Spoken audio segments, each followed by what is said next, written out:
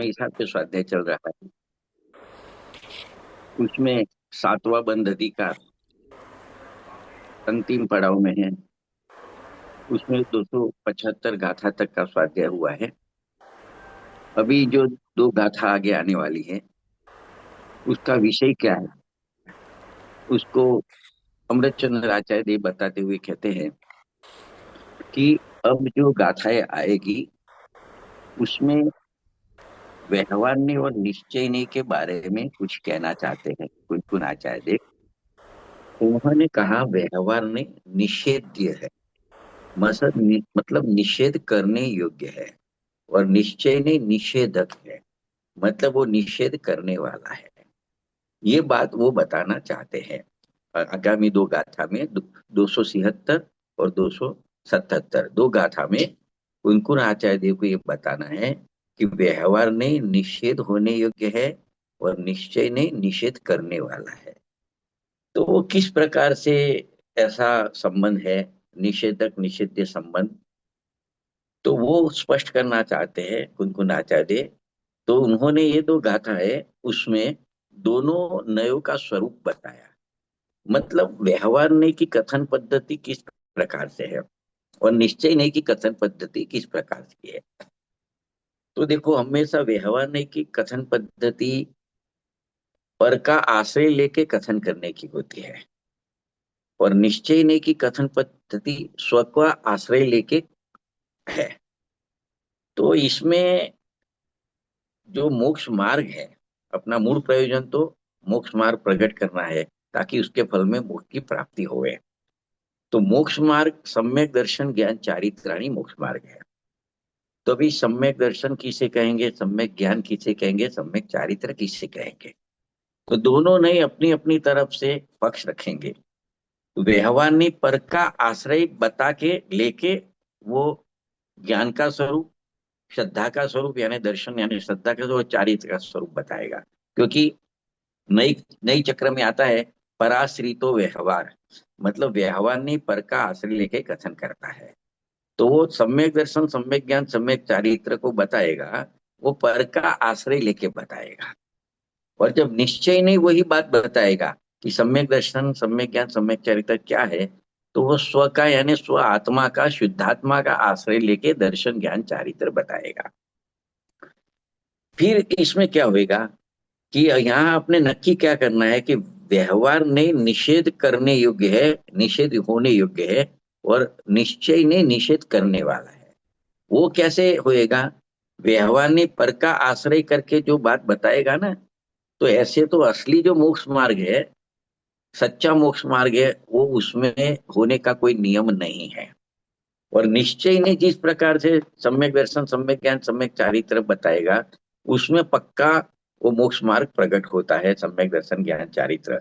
तो व्यवहार का कथन है उसका अपने आप निषेध हो जाता है। जब निश्चय का कथन रखते हैं तो व्यवहार का अपने आप निषेध हो जाता है।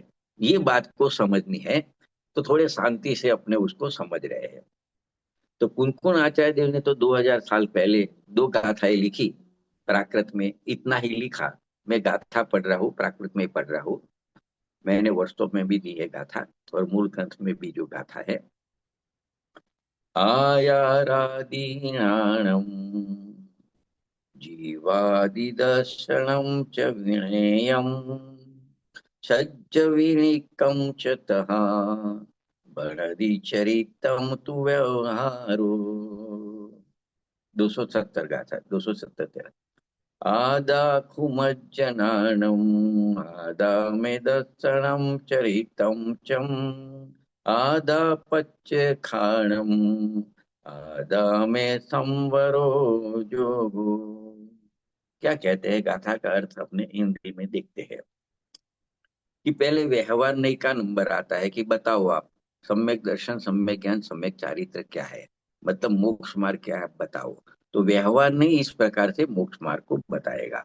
वो तो ज्ञान की बात आएगी तो सीधा यही कह देगा, ये जो शास्त्र है ना अपनी जिनवाणी है जैन धर्म में, जो जिनवाणी है मतलब आचारण आदि जो शास्त्र है उसको ही ज्ञान कहेंगे। दर्शन किसको कहेगा, जीव आदि जो तत्व बता है, जीव जीव आश्रव वन संवर निद्रा मोक्ष पुण्य पाप, जो तत्व बताए उसको दर्शन कहेगा। और छह जीव निकाय, मतलब छह जीव है, छह प्रकार के निकाय, जीव निकाय। पांच स्थावर काय होता है, पृथ्वी काय, जल काय, अग्नि काय, वायु काय और वनस्पति कायिक जो जीव होते हैं, और एक त्रस काय होता है। तो छह काय, छह जीव निकाय है, वही चारित्र है, मतलब उसकी दया पालना वो चारित्र है। ये व्यवहार नहीं कथन करेगा। क्या करेगा? ज्ञान किसको कहेगा? आचार, आचारंग आदि जो शास्त्र है, अपने ग्रंथ है, उसको ही ज्ञान कहेगा। जीवादि तत्व को दर्शन कहेगा। और छह जीवनी काय, उसकी दया पालना, उसको वो चारित्र कहेगा। तो व्यवहार नहीं, दर्शन ज्ञान चारित्र का स्वरूप इस प्रकार से बताता है। उसके सामने निश्चय नहीं क्या कहता है? निश्चय नहीं दर्शन ज्ञान चारित्र को किस प्रकार से बताएगा? तो क्या निश्चय से मेरा आत्मा ही ज्ञान है, मेरा आत्मा ही दर्शन है, मेरा आत्मा ही चारित्र है, मेरा आत्मा ही प्रत्याख्यान है, मेरा आत्मा ही संवर व योग है। ये निश्चय ने बोला। तो दोनों के कथन आ गए। तो देखो, व्यवहार के अनुसार क्या हुआ? व्यवहार ने आचारांग आदि शास्त्र को ही ज्ञान कह दिया, क्योंकि आचारांग आदि शास्त्रों का जो ज्ञान होता है, बस वही सम्यक ज्ञान होगा। व्यवहार नहीं ऐसे कहेगा। वो मोक्ष मार्ग में जो तीन होते हैं, दर्शन ज्ञान चारित्र, उसमें ज्ञान क्या हो गया? ये शास्त्र का जो ज्ञान हो गया, तो वो आपका ज्ञान हो गया। जीवादि नौ पदार्थ का श्रद्धान किया आपने, वही सम्यक दर्शन हो गया। और छह प्रकार के जीव की दया पाली आपने, वही सम्यक चारित्र हो गया। तो ऐसा व्यवहार नहीं बताता है। इस प्रकार से दर्शन ज्ञान चारित्र को व्यवहार नहीं बताता है। लेकिन निश्चय नहीं के अनुसार देखे, तो उसने कहा आत्मज्ञान ही सम्यक ज्ञान है, आत्म दर्शन ही सम्यक दर्शन है, और आत्म रमणता ही सम्यक चारित्र है। यही आत्मज्ञान, आत्म श्रद्धान और आत्म रमणता, यही प्रत्याख्यान है, यही संवर है, यही योग है, यही समाधि है, यही आत्म ध्यान है।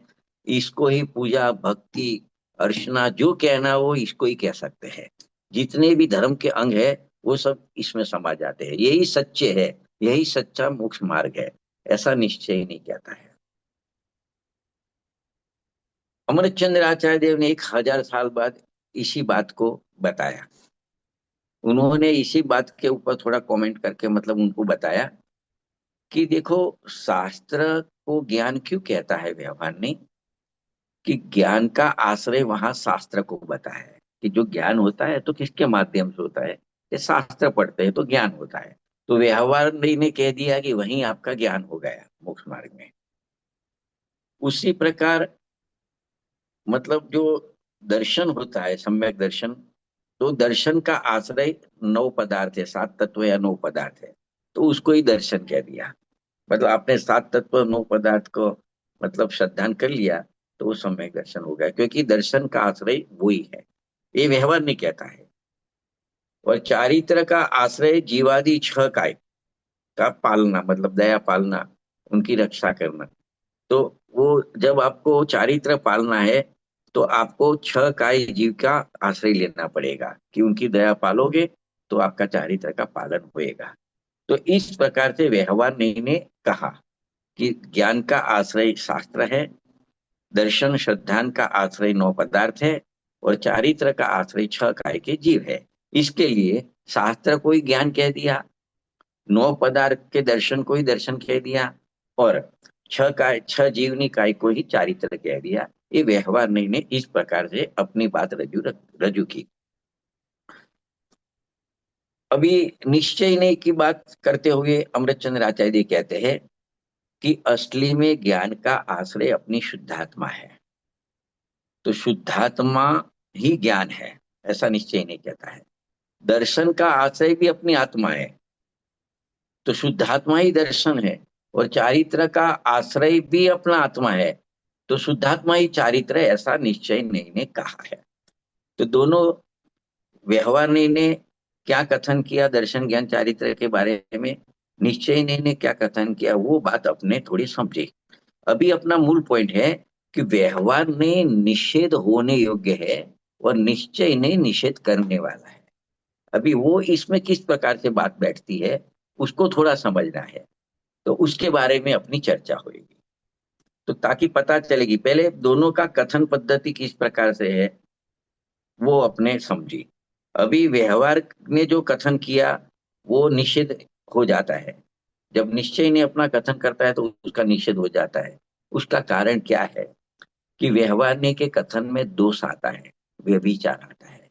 क्योंकि देखो, सब जो ज्ञान में दोष देखे, व्यभिचार देखे, कि व्यवहार नहीं कहता है शास्त्र ज्ञान ही ज्ञान है। तो कोई शास्त्र को तो पढ़ लेता है, लेकिन उसको मोक्ष मार्ग में जैसा ज्ञान होता है, सच्चा आत्मज्ञान, ऐसा उसको ज्ञान नहीं है। व्यवहार नहीं कहता है नौ पदार्थ का श्रद्धान करना ही दर्शन है, सम्यक दर्शन है। तो अभव्य जीव भी नौ पदार्थ का श्रद्धान कर लेता है, लेकिन उसको सम्यक दर्शन नहीं होता है। व्यवहार नहीं कहता है छह काय जीव का दया पालना चारित्र है। तो कोई मुनि दीक्षा लेके द्रव्यलिंग धारण करके छह जीवनी काय की दया भी पाल लेता है, तो भी उसको मोक्ष मार्ग में जो दर्शन ज्ञान चारित्र वाला मतलब होता है, वो ऐसा चारित्र उसको नहीं होता है। तो व्यवहार नहीं में ऐसा दोष पड़ा है उसके कथन में कि वो सही नहीं उतरता है। तो इस दोष का नाम यहाँ पे अनेकांतिक है। व्यवहार नहीं मतलब जो बात करता है वो अनेकांतिक है। जैसे किस प्रकार से व्यवहार नहीं कहेगा कि आचारांग आदि जो अपने ग्रंथ है, शास्त्र है, उसका ज्ञान है, वही ज्ञान है। तो उसका ज्ञान अभव्य कर लेता है, लेकिन उसको तो मोक्ष मार्ग कभी होता ही नहीं है, अभव्य जीव को तो। दूसरी बात, तो वो उसका आश्रय जो है वो अनेकांतिक है। मतलब जब कोई शास्त्र का ज्ञान करता है और साथ में आत्मा का ज्ञान करता है शास्त्र के ज्ञान के माध्यम से, तो उसको ज्ञान प्रकट होता है। लेकिन कोई शास्त्र का खाली ज्ञान करता है, आत्मज्ञान नहीं करता है, तो उसको सच्चा ज्ञान नहीं होता है। तो अनेकांतिक है, वो दोष है। व्यभिचार का दोष आता है उसमें, दर्शन में भी वो दोष आता है, चारित्र में भी वो दोष आता है। और निश्चय नहीं की बात करें, वो एकांतिक है। एकांतिक है ने जिसने आत्मा का ज्ञान किया उसको सच्चा सम्यक ज्ञान होता ही है। जिसने आत्मा का सत्यान किया उसको सम्यक दर्शन होता ही है। जिसने आत्मा में लीनता स्थिरता की उसको नियम से सम्यक चारित्र होता ही है। वो एकांतिक है। मतलब अनेकांतिक वाला दोष है वो उसमें नहीं आता है। जो आत्मा को आश्रय करके श्रद्धा ज्ञान चारित्र करता है उसको सच्चा मोक्ष मार्ग प्रकट होता ही है। तो यही सच्चा मार्ग है जो निश्चय ने कथन कहा किया। उस अनुसार जो कोई करेगा, अपनी आत्मा को विषय बना के उसका ज्ञान का श्रद्धा उसमें लीनता करेगा, तो उसको नियम से मोक्ष मार्ग की प्राप्ति होएगी। तो अपने आप वो जो व्यवहार ने जो कथन कहा था, तो उसका निषेध हो जाता है कि यही सच्चा है, निश्चय ने का कथन है। उस अनुसार कोई करेगा अपना पुरुषार्थ, तो उसको सच्चा मोक्ष मार्ग प्रकट होता है। व्यवहार ने अनुसार करके रह जाएगा, खाली शास्त्र का तो 11 नौ पूर्व का पाठी हो जाता है, उसको मोक्ष मार्ग प्रकट नहीं होता। सात तत्व जैसा है वैसा श्रद्धान कर लेता है विकल्प रूप, उसको सम्यक दर्शन नहीं होता। वो छह का एक जीव का मतलब दया पालता है, उसको सम्यक चारित्र होता नहीं है। क्योंकि उसके साथ में जो आत्मा का ज्ञान, आत्मा का श्रद्धान, आत्मा का चारित्र होना चाहिए, वो अभव्य का दृष्टांत देके समझाते हैं कि अभव्य को तो कभी होता ही नहीं है। ये सब तो होता है, शास्त्र ज्ञान हो सकता है, नौ पदार्थ का श्रद्धान हो सकता है, छह का एक जीव का पालन कर सकता है वो द्रव्यलिंग धारण करके, लेकिन उसको कभी सच्चा मोक्ष मार्ग प्रकट नहीं होता है। इसी प्रकार से जो अपने आत्मा को जाने बिना, अपनी आत्मा को सदे बिना, अपनी आत्मा में लीनता चित्ता किए बिना मात्र शास्त्र ज्ञान करता है, छह काय के जीव का पालन करता है, नौ पदार्थ को जान लेता है, उसको कभी सच्चा मोक्ष मार्ग सम्यक दर्शन ज्ञान चारित्र प्रकट नहीं होता है। तो जब निश्चय नहीं आता है, उसका कथन आता है, उस अनुसार जीव पुरुषार्थ करता है, तो अपने आप जो वो विकल्प थे, शास्त्र ज्ञान के विकल्प थे, नौ पदार्थ संबंधी विकल्प थे, उसका स्वरूप का श्रद्धान का, छह काय के जीव की दया पालने के विकल्प है, वो सब निषेध हो जाता है। क्योंकि निश्चय नहीं के अनुसार जीव पुरुषार्थ करेगा तो अपना विषय एक आत्मा ही रखेगा, ज्ञान का ज्ञेय आत्मा रखेगा, श्रद्धा का श्रद्धेय भी आत्मा रखेगा, और ध्यान का देह भी अपनी आत्मा को ही रखेगा। वो आत्मा को जानेगा, आत्मा को श्रद्धेगा, आत्मा में लीन स्थिर होएगा, और उसको नियम से मोक्ष मार्ग प्रकट हो जाता है। तो फिर वो व्यवहार वाली बात उड़ जाती है। तो इस प्रकार से जो बात थी अपनी कि व्यवहार ने निषेध्य है, और निश्चय ने निषेधक है, मतलब व्यवहार ने निषेध होने योग्य है, और निश्चय ने उसका निषेध करने वाला है। तो इस बात को समझानी थी, तो कुनकुन आचार्य ने ये दो गाथाने में दोनों नई का स्वरूप बताया और इसको समझाया। देखो उसको थोड़े फिर से समझते हैं। ऐसे तो क्लियर बात आ गई है, फिर भी एक दफे मेरे कहने में सुनने में आती है, तो वो याद भी रहवे नहीं रहवे क्या कहना चाहते हैं, तो उसको थोड़ा दोबारा उसको समझते हैं उसको। कि देखो, व्यवहारने में अनेकांतिकपना जो दोष है वो किस प्रकार से आता है उसको समझ रहे हैं, क्योंकि वो निषेध होने योग्य है, क्योंकि उसमें दोष आता है। तो किस प्रकार से उसमें दोष आता है उसको समझ रहे हैं व्यवहारने में। तो देखो, जो आचारंग आदि जो शास्त्र है, तो नियम से ज्ञान का आश्रय नहीं है। मतलब कोई शास्त्र का ज्ञान कर ले तो उसको नियम से मोक्ष मार्ग में जो सम्यक ज्ञान होता है वो नियम से नहीं होता। शास्त्र का ज्ञान तो हो सकता है, लेकिन आत्मज्ञान नहीं होवे भी नहीं भी होवे। तो नियम नहीं रहता कि शास्त्र का ज्ञान कर लिया तो मोक्ष मार्ग वाला सम्यक ज्ञान प्रकट हो गया, ऐसा कोई नियम नहीं है। क्योंकि उसका कारण है कि शास्त्र का ज्ञान किया अभव्य जीव ने, लेकिन उसको अपनी आत्मा का ज्ञान नहीं किया है उसने, तो उसको सम्यक ज्ञान का अभाव है। तो व्यवहार ने शास्त्र ज्ञान को ज्ञान कहा, लेकिन वो नियम से उसमें सम्यक ज्ञान का नियम बनता नहीं है। इसी प्रकार दर्शन के लिए छूसे कि जीवादि नौ पदार्थ वो दर्शन का आश्रय नहीं है, क्योंकि जीवादि नौ पदार्थ का श्रद्धांत कर भी लिया अभव्य जीव ने, लेकिन अपनी आत्मा का दर्शन नहीं किया, श्रद्धा नहीं किया, तो उसको सम्यक दर्शन का अभाव ही रहता है। अभी चारित्र की बात करें व्यवहार की तरफ से, कि 6 प्रकार के जीव हैं, 5 स्थावर एक रस का है, उसको भी चारित्र का आश्रय नहीं है। क्यों? कि उसके प्रति करुणा भाव रखने वाला अभव्य जीव होता है, कि करुणा का भाव तो करेगा, दया तो पालेगा, फिर भी वो अपनी आत्मा में लीनता स्थिरता रमणता नहीं कर सकता है, तो उसको सम्यक चारित्र का अभाव ही रहता है। तो इस प्रकार से व्यवहार ने जो दर्शन ज्ञान चारित्र बताया है, उसमें सम्यक दर्शन सम्यक ज्ञान सम्यक चारित्रपना नियम से होता नहीं है, खाली उतना मात्र करने से।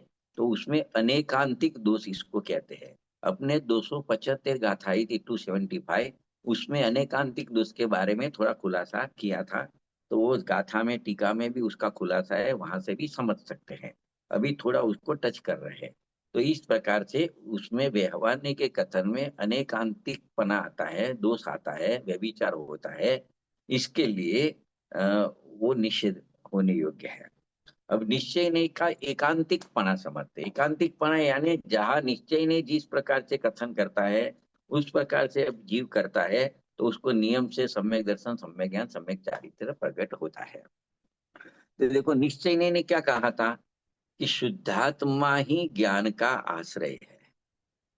मतलब ज्ञान अपनी आत्मा को जानेगा तो नियम से उसको सम्यक ज्ञान हुए बिना नहीं रहेगा। तो यहाँ ये कहा कि शुद्धात्मा ही ज्ञान का आश्रय है, क्योंकि जो आचारंग आदि शास्त्र है उसका ज्ञान होवे या नहीं हुए, लेकिन जिसने अपनी शुद्धात्मा का ज्ञान कर लिया उसको नियम से सम्यक ज्ञान होता ही है। एक बात आई। अभी सम्यक दर्शन की बात करें, तो निश्चय ने कहा था शुद्धात्मा का दर्शन, मतलब शुद्धात्मा ही दर्शन का आधार है। क्यों शुद्धात्मा ही दर्शन का आधार है? जीवादि 9 पदार्थ क्यों आधार नहीं है? क्योंकि कोई जीवादि 9 पदार्थ का श्रद्धान करे या नहीं करे, लेकिन शुद्धात्मा का श्रद्धान किया तो उसको नियम से सम्यक दर्शन की प्राप्ति होती ही है। एकांतिक है, ये किया तो ये होगा, वो नियम है। वहां हो भी सकता है, नहीं भी हो सकता है। समझो ज्ञान की बात करें तो शास्त्र का ज्ञान किया लेकिन आत्मज्ञान नहीं किया तो नहीं होएगा, और शास्त्र ज्ञान किया और आत्मा का भी ज्ञान कर लिया साथ में तो होएगा। तो अनेकांतिकपना है, यहाँ एकांतपना आता है। यहाँ शास्त्र का ज्ञान होवे कि नहीं होए, लेकिन आत्मज्ञान हुआ तो नियम से उसको सम्यक ज्ञान होएगा। नौ पदार्थ का श्रद्धान विकल्प रूप है कि नहीं है, लेकिन आत्म श्रद्धान किया तो उसको नियम से सम्यक दर्शन है। छह काय के जीव की दया पाली की नहीं पाली, लेकिन अपना उपयोग अपने आत्मा में जम गया, रम गया है, तो नियम से सम्यक चारित्र की प्राप्ति होगी। तो ऐसे निश्चय नहीं में एकांतिकपना है, वो इस प्रकार से एकांतिकपना सिद्ध किया। तो इस प्रकार से न्याय शास्त्र की पद्धति से तर्क की कसौटी पर चढ़ा के अमृतचंद्र आचार्य ने यह सिद्ध कर दिया कि आचारांग आदि शास्त्र के ज्ञान रूप व्यवहार ज्ञान, नव तत्व के श्रद्धान रूप व्यवहार श्रद्धान और छह काय के जीवों की रक्षा रूप व्यवहार चारित्र, वो वास्तविक सम्यक दर्शन, सम्यक ज्ञान, सम्यक चारित्र नहीं है, किंतु आत्मज्ञान रूप निश्चय ज्ञान, आत्मदर्शन रूप निश्चय दर्शन और आत्म स्थिरता रूप निश्चय चारित्र ही वास्तविक सच्चा सम्यक दर्शन, सम्यक ज्ञान और सम्यक चारित्र है। और वो तीनों की जब एकता हो जाती है, आत्म दर्शन, आत्म ज्ञान, आत्मलीनता, वो तीनों की एकता हो जाती है, तो वही सच्चा मोक्ष मार्ग है, वही वास्तविक मोक्ष मार्ग है। तो यही कारण है कि व्यवहार ने निषेध करने योग्य है। व्यवहार ने जो बात बताता है वो निषेध करने योग्य है, और निश्चय ने उसका निषेध करता है। व्यवहार नहीं कहता है शास्त्र ज्ञान करो आपको सम्यक ज्ञान होएगा, निश्चय नहीं कहेगा नहीं शास्त्र ज्ञान करो कि नहीं करो, जब तक आत्मज्ञान नहीं होएगा तब तक सम्यक ज्ञान नहीं होएगा। तो व्यवहार ने निषेध होने योग्य है, व्यवहार ने का कथन, और निश्चय ने उसका निषेध करने वाला है। तो इस प्रकार से अपनी जो मूल बात उठाई थी कि ये गाथा निश्चय ने व्यवहार के स्वरूप को बताने वाली, कथन पद्धति की स्वरूप बताने वाली गाथा कुनकुन आचार्य ने क्यों लिखी, कि आगे एक बात आई थी 272 नंबर की गाथा में कि व्यवहार ने निषेध होने योग्य है, निश्चय ने के द्वारा उसका निषेध होता है। तो उस बात को खुलासा करने के लिए ये 276 और 277 गाथा कुनकुन आचार्य देव ने लिखी है। तो उस वो बात को इधर आके खुलासा कर दिया। तो इस प्रकार से यह सुनिश्चित हो गया कि व्यवहार ने और निश्चय ने में परस्पर निषेध्य निषेधक संबंध है। वो संबंध किस प्रकार से है उसका आपने खुलासा देखा कि व्यवहार ने निषेध होने योग्य है और निश्चय ने उसका निषेध करने वाला है। वो व्यवहार निश्चय ने का ये संबंध है, निषेध्य निषेधक संबंध है। एक प्रतिपादक प्रतिपाद्य संबंध आया था, वो आगे आ गया। तो व्यवहार ने निश्चय ने को बताता है, वो प्रतिपादक है, और निश्चय ने प्रतिपाद्यक है। यहाँ व्यवहार ने निषेध होने योग्य है और निश्चय ने निषेध करने योग्य है। तो ऐसा संबंध निषेध्य निषेधक संबंध दोनों नयों में परस्पर है। तो उस बात को यहाँ पे खुलासा किया। अभी तीसरा ज्ञानी का नंबर आता है। पहले कुनकुन आचार्य की बात आई, फिर अमृतचंद्र आचार्य ने खुलासा किया। अभी अपना मूल ग्रंथ है समय सार, उसमें एक भावार्थ लिखा हुआ है हर एक गाथा में। तो उसमें पंडित जयचंद जी छाबड़ा साहब जो है उन्होंने भी उसके ऊपर खुलासा किया है। तो उन्होंने भी यही बात को इस प्रकार से पुष्ट किया है। उन्होंने कहा कि आचारांग आदि शास्त्र का ज्ञान, जीवादि नौ पदार्थों का श्रद्धान तथा छह काय के जीवों की रक्षा, इन सब के होते हुए भी अभव्य के ज्ञान दर्शन चारित्र नहीं होते, इसीलिए व्यवहार नहीं तो निषेध्य है, निषेध होने योग्य है। और उन्होंने कहा कि जहां शुद्धात्मा होता है वहां ज्ञान दर्शन और चारित्र होता ही है। मतलब ज्ञान का गेय जब शुद्धात्मा बनता है तो सम्यक ज्ञान होता ही है। श्रद्धा का श्रद्धेय जब शुद्धात्मा होता है तो सम्यक दर्शन होता ही है। ध्यान का देह जब शुद्धात्मा होता है तो सम्यक चारित्र होता ही है। इसलिए निश्चय ने व्यवहार ने का निषेधक है, निषेध करने वाला है। अतः ये शुद्ध नहीं, यानी निश्चय नहीं को ही उपादेय जिनागम में कहा है। मतलब निश्चय नहीं में जो कहा है उस प्रकार से जीव पुरुषार्थ करेगा तो उसको सच्चा मोक्ष मार्ग की प्राप्ति होएगी। व्यवहार ने जो कहा है उसका भले ज्ञान करे, लेकिन उस अनुसार उसको ऐसा नहीं है ऐसा ही मानना पड़ेगा। तो कैसा है कि जो निश्चय ने कहा है, जो अपने जिनागम में निश्चय ने का जो कथन आता है वैसा ही है असली स्वरूप वस्तु का, वह निर्णय करना है। व्यवहार ने कहा है उसका खाली ज्ञान करना है, वो संयोग से बताएगा, निमित्त आदि से बताएगा। क्योंकि देखो ज्ञान में शास्त्र ज्ञान भी निमित्त पड़ता है, वो खुलासा आगे आएगा कांजी स्वामी में। कि शास्त्र ज्ञान को ज्ञान क्यों कहा, व्यवहार नहीं। दोनों नहीं तो सम्यक ज्ञानी को होते हैं, तो वो नहीं भी वो उसका सम्यक शुद्ध ज्ञान का अंश है, तो गलत तो नहीं हो सकता है। तो फिर शास्त्र ज्ञान को ज्ञान क्यों कहा, कि आत्मज्ञान होता है उसमें निमित्त शास्त्र का ज्ञान पड़ता है। तो उस अपेक्षा से व्यवहार ने भी अपना कथन करता है। तो व्यवहार ने क्यों ऐसा कथन कहा, वो जानने के लिए है, आचरण आदरने के लिए नहीं है। आदर करना है मतलब आश्रय करना है, तो निश्चय ने जो कथन कहा उसको ही आदरना है, आचरण करना है। व्यवहार ने जो कहा वो खाली जानना है कि निमित्त आदि की अपेक्षा से व्यवहार ने ऐसा कथन कहा है, बस उसको जानने का विषय बनाने का। निश्चय नहीं का जो कथन है उसको आदरने का विषय बनाने का। देखो पंडित जयचंद जी साहब ने भी ये बात की। अभी अपने जाते हैं स्वामी जी के पास, कांजी स्वामी ने इसके बारे में थोड़ा और खुलासा किया।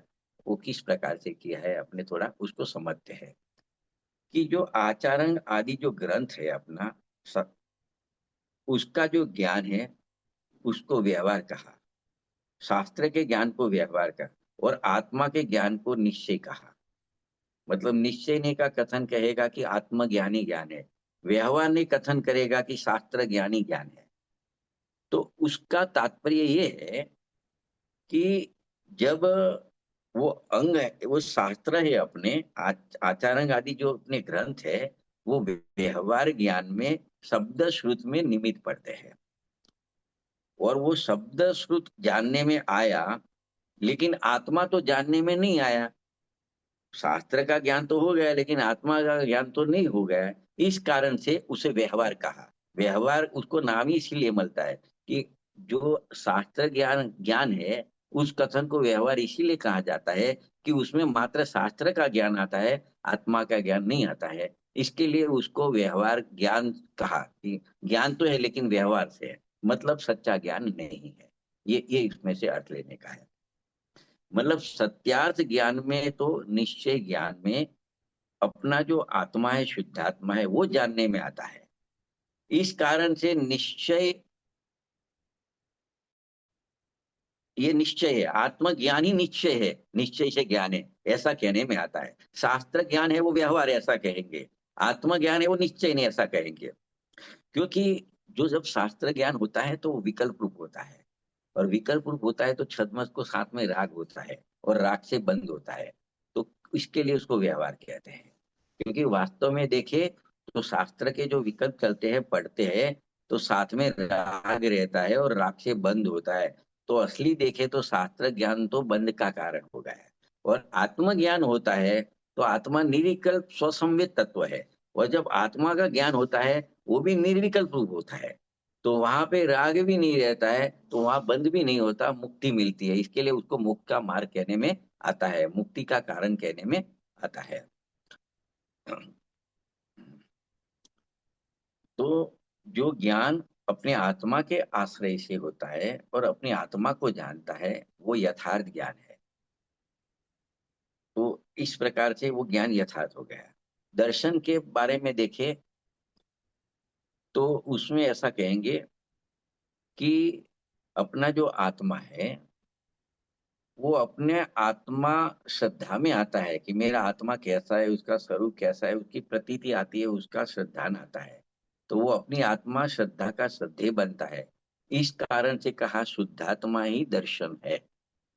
और तीसरा, शुद्धात्मा चारित्र है, ऐसा कहने का तात्पर्य ये था कि शुद्ध आत्मा चारित्र का आश्रय है। मतलब जब लीनता स्थिरता करनी है मोक्ष मार्ग की, तो वो आत्मा में होती है। आत्मा के अलावा कोई पदार्थ में लीनता स्थिरता हो ही नहीं सकती है, कि वो विकल्प रूप होता है, तो उसमें तरंगे रहती है। और आत्मा ऐसा तत्व है कि जब लीनता स्थिरता आत्मा में करने आती है तो वहां वितराग भाव होता है। इसके लिए उसको निश्चय चारित्र कहने में आता है। तो पहले जो व्यवहार ने जीवनी काय को चारित्र कहा, तो वो व्यवहार चारित्र समझना चाहिए। क्योंकि वो चारित्र का आश्रय भगवान आत्मा नहीं, अपनी आत्मा नहीं है, उस चारित्र का आश्रय परद्रव्य है, छह जीवनी काय है। इसके लिए उसको चारित्र तो कहा, लेकिन एक नाम रखा व्यवहार चारित्र कहा उसका। को वो विकल्प रूप होता है, राग रूप होता है, कि मेरे को ये जीव को बचाना है, इसकी दया पालनी है, ऐसे विकल्प रहते हैं, उसमें राग रहता है। तो वो सच्चा चारित्र नहीं है। सच्चा चारित्र तो वितराग रूप होता है, तो इसमें तो राग रहता है। तो वो सच्चा चारित्र नहीं है, व्यवहार चारित्र कहा है, लेकिन वो बंद की पंक्ति में ही आता है। जब तक ऐसा विकल्प रहता है तब तक राग होता है, और वहां बंद होता है तो बंद की पंक्ति में आएगा। लेकिन जो अपने स्वाश्रय से जो चारित्र होता है, स्वरूप में लीनता स्थिरता होती है, तब सब प्रकार के विकल्प समाप्त हो जाते हैं। बुद्धि पूर्वक भी कोई राग रहता नहीं है, आगे जाके सब राग ही निकल जाता है। तो वहां वितराग भाव प्रकट होता है, तो वो सच्चा चारित्र है। तो उसका आश्रय अपनी आत्मा बनता है, वो अबंध रूप है, वो मोह का कारण बनता है। तो इस प्रकार से काजी स्वामी ने समझा है। तो जब तक पूर्ण वितराग दशा न हो, तब तक ऐसे व्यवहार के विकल्प आते हैं। शास्त्र पढ़ने का विकल्प भी आता है। नौ तत्व, नौ पदार्थ के बारे में, उसके स्वरूप के बारे में सोचने का विकल्प भी आता है। छह काय की दया पालने का विकल्प भी आता है। जब तक पूर्ण वितराग दशा नहीं होती, तब तक श्रद्धा ज्ञान चारित्र संबंधी ऐसे विकल्प आते हैं। लेकिन उसमें ठहरना नहीं है, रहना नहीं है, क्योंकि आखिर में तो निर्विकल्पता प्रकट करके पूर्ण वितराग दशा प्रकट करनी है। इसके लिए व्यवहार के जो विकल्प आते हैं उसको निषेध करने योग्य है, ऐसा जानना चाहिए। तो इस प्रकार से इसका ये अर्थ इस प्रकार से कर रहा है, क्योंकि जैन दर्शन बहुत सूक्ष्म है। अपना जो आत्मा है, अंदर शुद्ध आत्मा है, जो ज्ञायक भाव है, परम पारिणामिक भाव उसको कहा है, वो तो नित्य विराजमान है, हाजरा हजूरी है। वही सम्यक दर्शन का विषय है, वही सम्यक ज्ञान का विषय है, वही सम्यक चारित्र का विषय है। और उसका दर्शन, निशुद्धात्मा का दर्शन ही जैन दर्शन कहा जाता है। शुद्धात्मा का ज्ञान ही ज्ञान कहा जाता है, और शुद्धात्मा में लीनता उसको ही चारित्र कहा जाता है। और तीनों का एक नाम शुद्ध रत्नत्रय, ऐसा भी रत्नत्रय, यानी तीन रत्न जो जिनागम में कहे है, सम्यक दर्शन, सम्यक ज्ञान, सम्यक चारित्र, उसका आधार, उसका आश्रय अपनी निशुद्धात्मा ही रहता है। वो ही एक निर्विकल्प वितराग रूप परिणमन होने का एक मात्र सहारा है।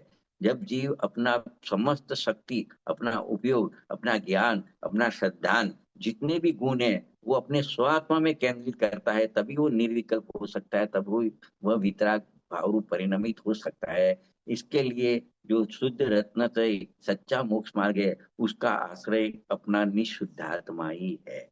और वही उसका आश्रय होने में, जब ऐसा शुद्ध रत्नत्रय की प्राप्ति पर्याय में होती है, तब आत्मा जो अतीन्द्रिय सुख से भरा हुआ है, अतीन्द्रिय आनंद से भरा हुआ है, तो उसका मतलब वो दशा उसको प्रकट हो जाती है। तो मोक्ष मार्ग के लिए, जैन धर्म को प्रकट करने के लिए, वितराग भाव करने के लिए और कुछ करना नहीं है, बाहर कहीं देखना नहीं है। नहीं नौ पदार्थ को देखना है, न छह द्रव्य को देखना है, न जिनवाणी को, शास्त्र को देखना है, न छह कायिक जीवों की दया पालने के लिए उनके सामने देखना है। करना है तो जो कुछ भी करना है अपने अंदर में करना है, अपनी आत्मा में ही करना है। आत्मा में भी करने का तो क्या करना है, कुछ करना नहीं है, मात्र आत्मा को जानना है, आत्मा की श्रद्धान करना है, और आत्मा में ही लीन होना है, जमना है। उसके सिवाय आत्मा में कुछ करने का है ही नहीं। जब ऐसा हो जाता है, तभी सच्चा मोक्ष मार्ग प्रकट हो जाता है, तब जाके सच्चे सुख की प्राप्ति होती है।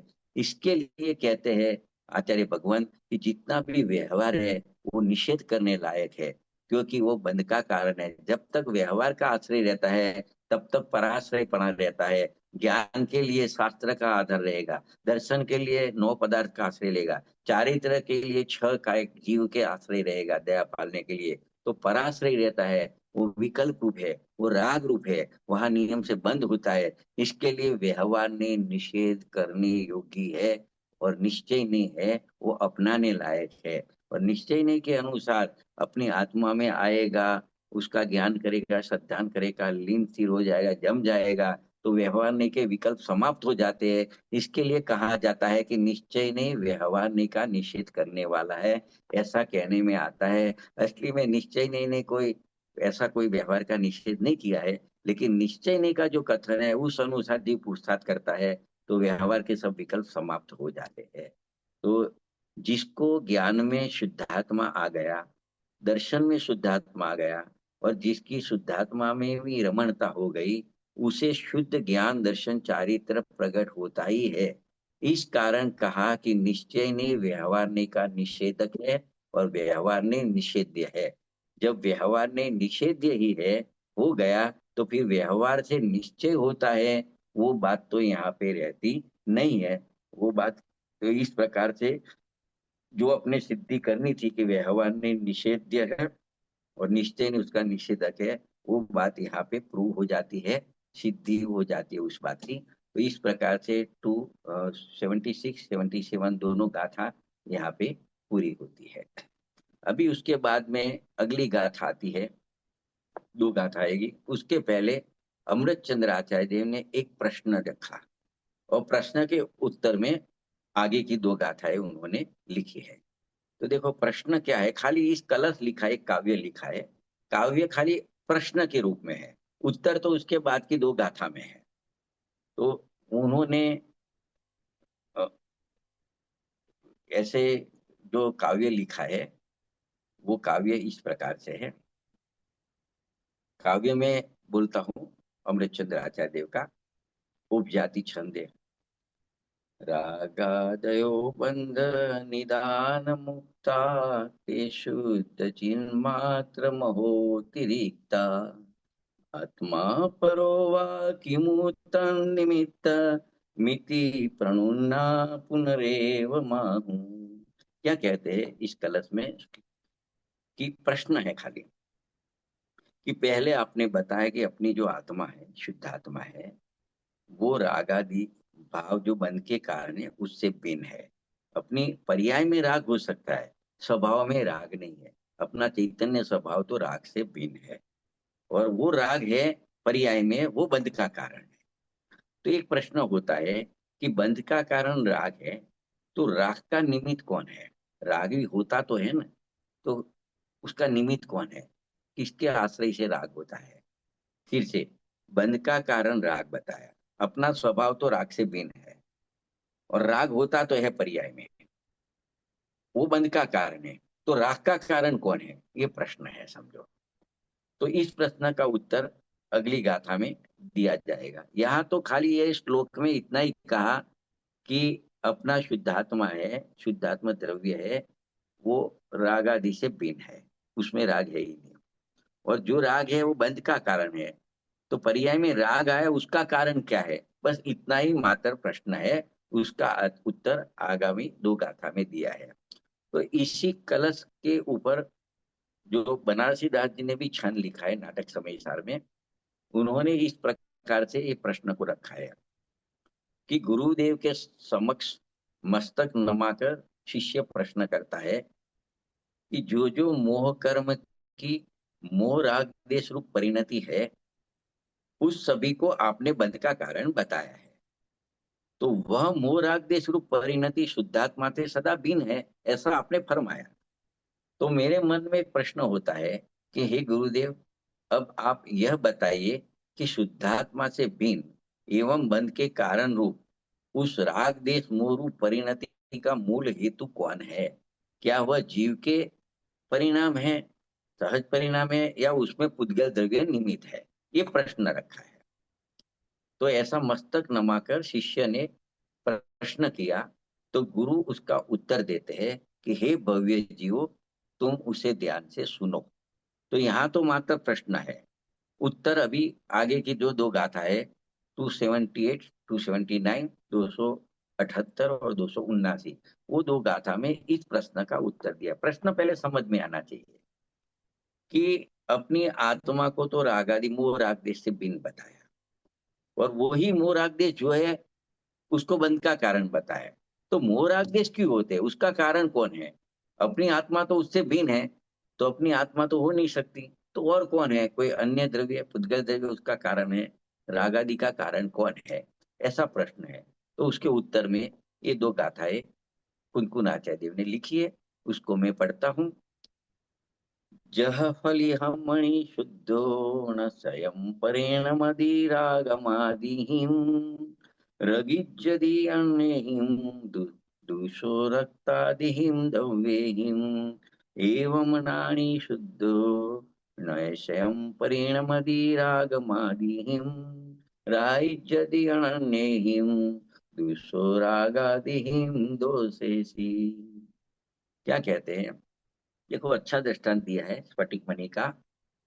स्फटिक मणि के दृष्टांत के द्वारा वो प्रश्न का उत्तर दे रहे हैं कि जिस प्रकार से स्फटिक मणि शुद्ध है, लालिमा रूप से अपने आप तो परिणमित नहीं होता। स्फटिक मणि पढ़ा है तो अपने आप तो लाल लाल आदि रूपे नहीं परिणमता, परंतु अन्य कोई लाल पदार्थ है उसके संयोग में आता है। मतलब लाल कपड़े के ऊपर स्फटिक मणि को रख दो तो वो लाल हो जाता है, अपने आप वो लाल नहीं होता। वो शुद्ध ही रहता है, निर्मल रहता है, स्वच्छ रहता है।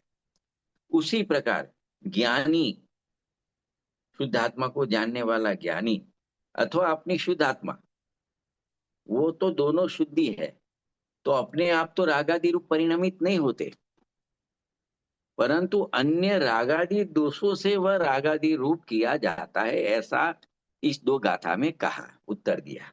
उसको और समझते हैं।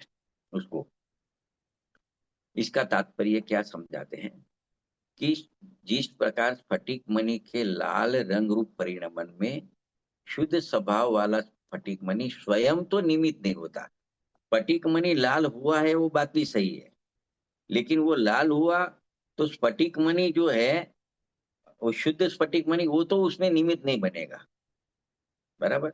लेकिन कोई पुष्प होता है लाल रंग का, वो बाजू में पड़ा है, वैसा कोई परद्रव्य उसमें निमित्त बनेगा जो लाल है, जिसकी वजह से इस स्फटिक मणि लाल दिखता है।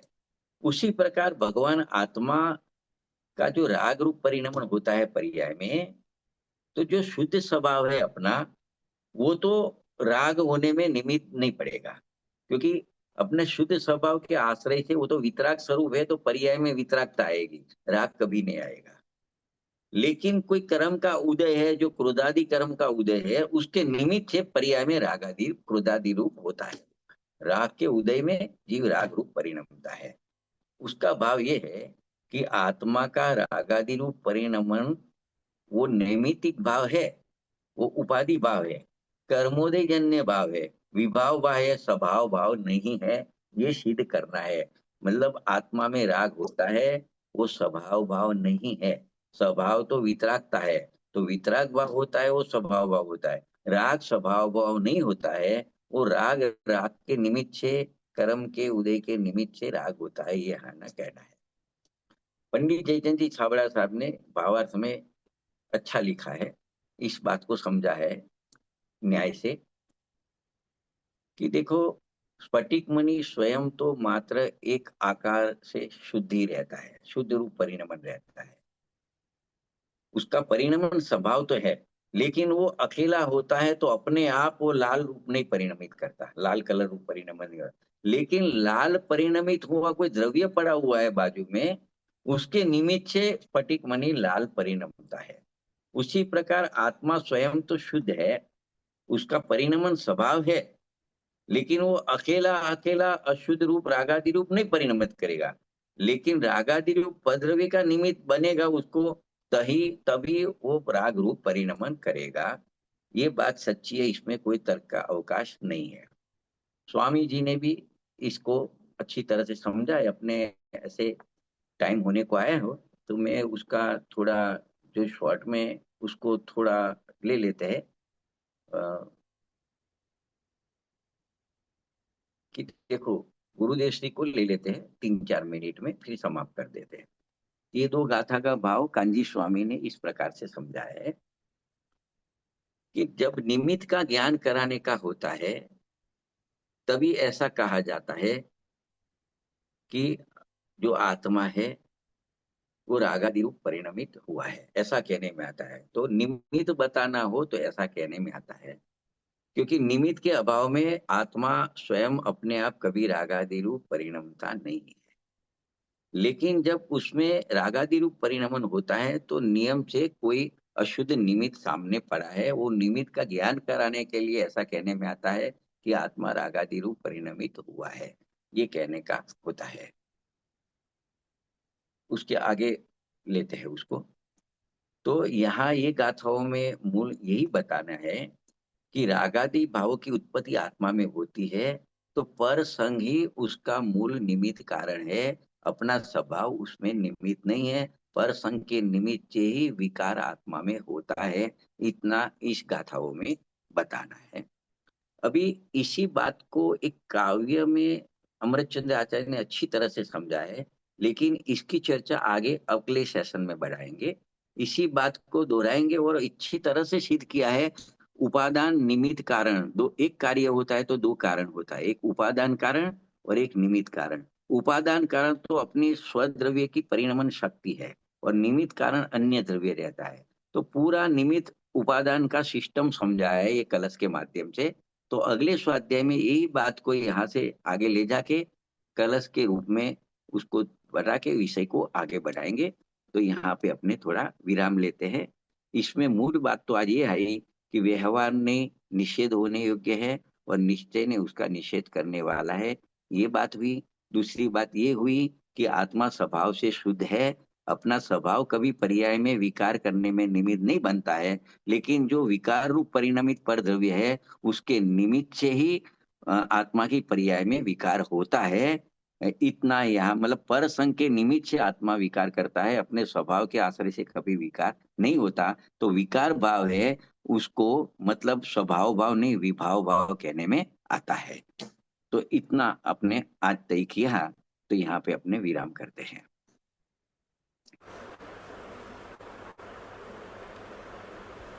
बहुत बहुत धन्यवाद पंडित जी।